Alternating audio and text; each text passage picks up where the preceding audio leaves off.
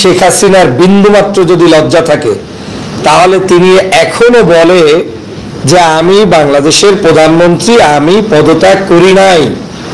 অথচ বাংলাদেশের জনগণ দেখেছে গর্তের ভিতরে কিভাবে লুকিয়ে গিয়েছে এই ফ্যাসিবাদের নেত্রী শেখ হাসিনা।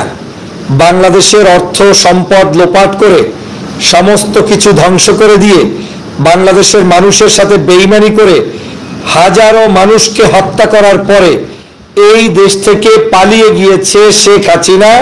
সে এখন বলে, তাও কার সাথে? যাদেরকে জীবনে খোঁজ নিত না, যেই সব নেতাখাতা হচ্ছে একেবারেই আওয়ামী লীগের চতুর্থ শ্রেণীর কর্মচারী সমতুল্য, তাদেরকে ফোনালাপ করে গল্প করছেন মিনিটের পর মিনিট, ঘন্টার পর ঘন্টা। তার মধ্যে আবার বলছেন আমি এখনো বাংলাদেশের প্রধানমন্ত্রী, চট করে আমি বাংলাদেশে প্রবেশ করতে পারি। তো যে নেত্রী চট করে বাংলাদেশ থেকে বিদায় হয়ে যায়, সে আবার চট করে বাংলাদেশে প্রবেশ করবে, এই চিন্তাটা আপনার আসে কোত্থেকে? বাংলাদেশের জনগণ আপনার জন্য বসে আছে, আপনি শুধু একটু চট করে বাংলাদেশে প্রবেশ করেন। বাংলাদেশের জনগণ একটা ইস্যুতে ঐক্যবদ্ধ, সেটা হচ্ছে বর্তমানে এই ফ্যাসিবাদ আওয়ামী লীগকে প্রতিহত করতে বাংলাদেশের সবাই ঐক্যবদ্ধ। এখানে দল মত কেউ কাউকে চিনি না, আমরা সবাই ঐক্যবদ্ধ। শুধু শেখ হাসিনা ইস্যুতে আমাদের মধ্যে কোনো দ্বন্দ্ব বিভেদ নাই। একটু আসেন পিও, হে পিও, আপনি একটু আসেন বাংলাদেশে। আপনাকে দেখার জন্য, আপনাকে ওয়েলকাম করার জন্য বাংলাদেশের এখন আবাল বৃদ্ধ বনিতা সব বসে আছে। যে কোনো মুহূর্তে আপনি প্রবেশ করবেন, সেই মুহূর্তে আপনাকে বাংলাদেশের জনগণ উচিত শিক্ষা দিয়ে দিবে যে আপনি কেঠা, আপনি কি এদেশের প্রধানমন্ত্রী না প্রধানমন্ত্রী না। আপনার বিবেককে প্রশ্ন করুন, লজ্জা থাকা উচিত।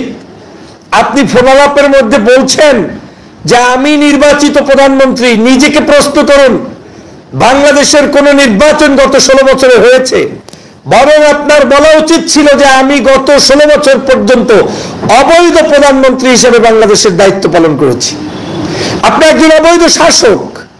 আপনাকে তো এমনি বাংলাদেশের আইন আদালতের বিচারের মধ্যে শুধু এই খুন নয়, 16 বছরের অন্যায়ের কারণে আপনার ফাঁসি হওয়া উচিত।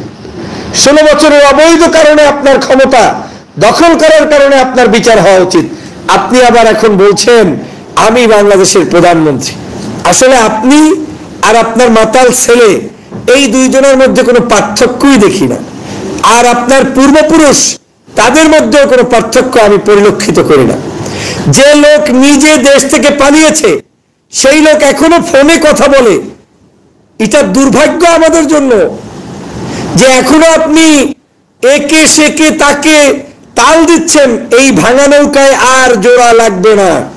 আপনি চেষ্টা করে যাচ্ছেন যে কোনো ষড়যন্ত্র করে বাংলাদেশে আবারও প্রবেশ করে বাংলাদেশের এই অবৈধ শাসন ব্যবস্থা কায়েম করবেন।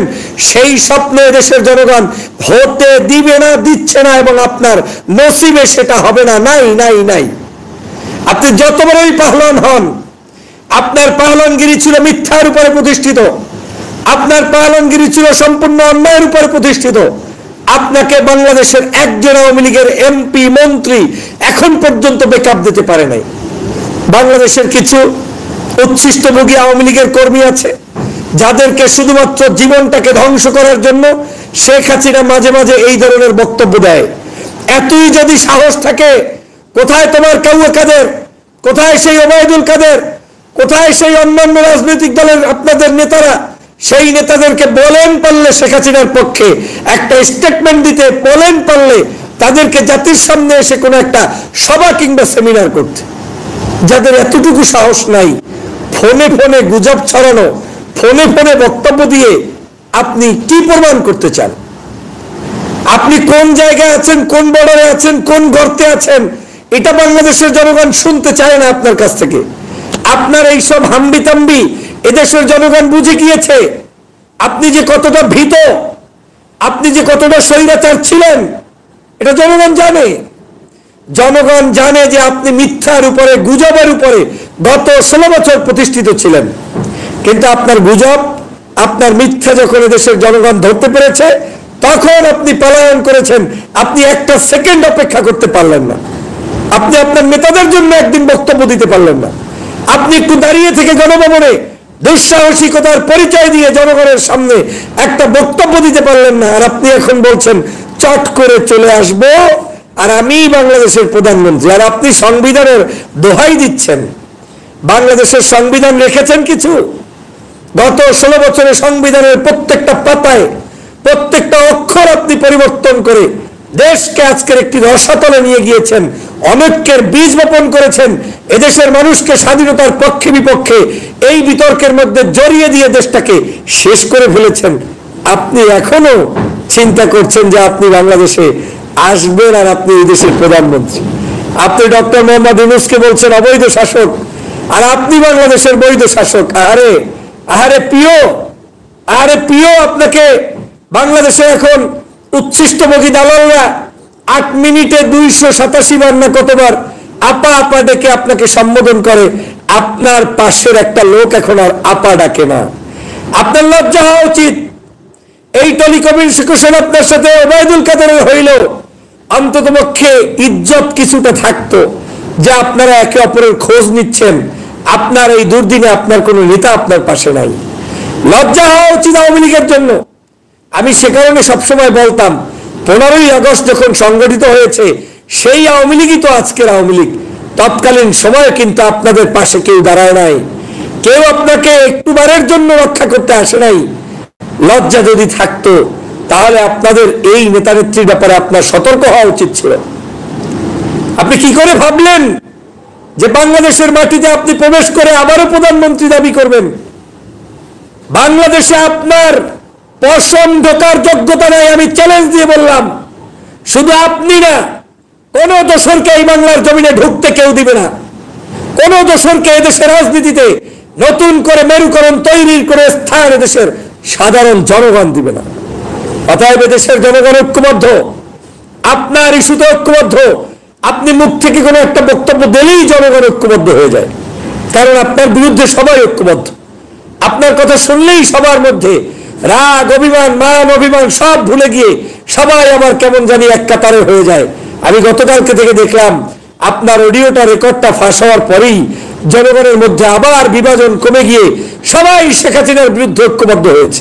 কারণটা সবাই মনে করে আর যাই হোক অন্তত এই প্রিয় হাসিনাকে আমরা দেখতে চাই না, এই প্রিয় আপনাকে আমরা দেখতে চাই না, আপনার কোনো ছায়া দেখতে চাই না। হ্যাঁ, আপনাকে দেখতে চাই বিচারের কাঠগড়ায়, আপনাকে দেখতে চাই আমরা এই বাংলাদেশে ফাঁসির কাস্টে, আপনাকে দেখতে চাই এই যত জুলুম অত্যাচার নির্যাতন করেছেন তার বিচারিক আদালতের মাধ্যমে আপনাকে শায়েস্তা করার জায়গায় আমরা দেখতে চাই। আর কত নাটক করবেন, আর কত সিনেমা করবেন? পুলিশ থাকতেও কিছু লোম ফালাইতে পারলেন না, আপনার প্রশাসন থাকতে আপনি পারলেন না, গণভবন থেকে পালিয়ে গিয়ে আপনি লজ্জিত করেছেন, অপমানিত করেছেন বাংলাদেশকে, আবারও আপনি অডিও করেন, রেকর্ড করেন। ছি ছি ছি, সেই সেই আমার লজ্জা হচ্ছে। আপনার যদি বিন্দুমাত্র লজ্জা থাকতো তাহলে আপনি আগামী 1 বছরে অন্তত কারোর সাথে ফোনেই কথা বলতেন না। লজ্জা আছে আপনার? আমরা এতবার অনুরোধ করেছিলাম যে বাংলাদেশে একটি গণতন্ত্র প্রতিষ্ঠার পদ্ধতি চালু করুন, আপনি সেটা করলেন না। বিএনপিকে অবজ্ঞা করলেন, জামাতকে অবজ্ঞা করলেন, সর্বশেষ সাধারণ শিক্ষার্থীদেরকে রাজাকার বানিয়েছেন।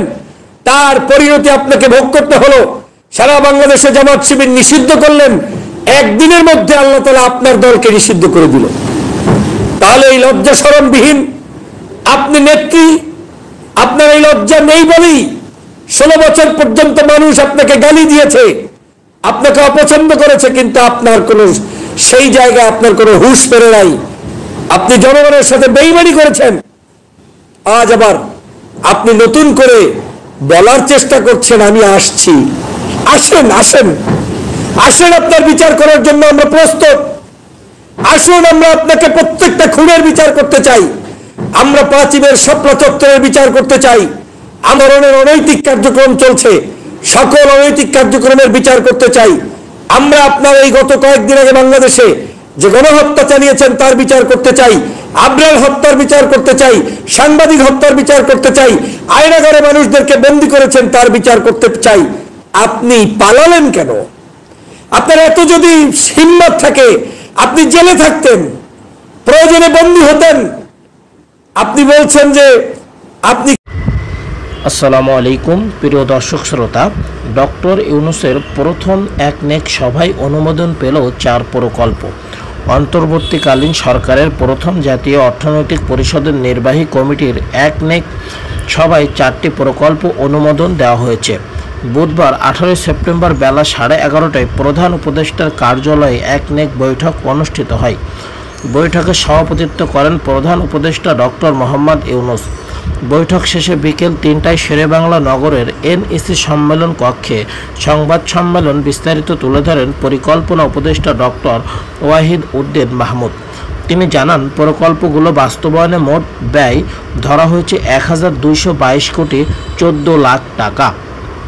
এর মধ্যে সরকারি তহবিল থেকে 963 কোটি 82 লাখ টাকা, প্রকল্প ঋণ থেকে পাওয়া যাবে 100 কোটি 16 লাখ টাকা এবং সংস্থার নিজস্ব তহবিল থেকে 158 কোটি 16 লাখ পাওয়া যাবে।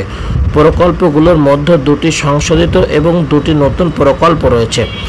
একনেকে অনুমোদিত 4টি প্রকল্প হলো শিল্প ও শক্তি বিভাগের বাখরাবাদ মেঘনাঘাট হরিপুর গ্যাস সঞ্চালন পাইপলাইন নির্মাণ শীর্ষক প্রকল্প একম, সংশোধিত 2টি মূল্যায়ন কাম উন্নয়ন কূপ, সুন্দরপুর শ্রীখাইল 2টি অনুসন্ধান কূপ। প্রিয় দর্শক শ্রোতা, ডক্টর ইউনূসের সংবাদ সম্মেলনের কক্ষে অনুমোদন পেল 4 প্রকল্প। এখানে আপনারা কিভাবে দেখছেন এই অনুমোদনগুলো, এবং বাংলাদেশের টাকাগুলো আদৌ কি বৃথা যাচ্ছে না তো? বাংলাদেশের টাকাগুলো ঠিক মতো জায়গায় খরচ হবে তো? কি মনে হচ্ছে আপনাদের? অবশ্যই আপনারা কমেন্ট করে জানাবেন। সকলকে অসংখ্য ধন্যবাদ। সবাই ভালো থাকবেন, সুস্থ থাকবেন। আসসালামু আলাইকুম ওয়া রাহমাতুল্লাহি ওয়া বারাকাতুহু। প্রিয় দর্শক শ্রোতা, ডক্টর ইউনূস বাংলাদেশকে নিয়ে কি ভাবছে এটা আপনাদের মন্তব্য থাকলে জানাবেন। আসসালামু আলাইকুম।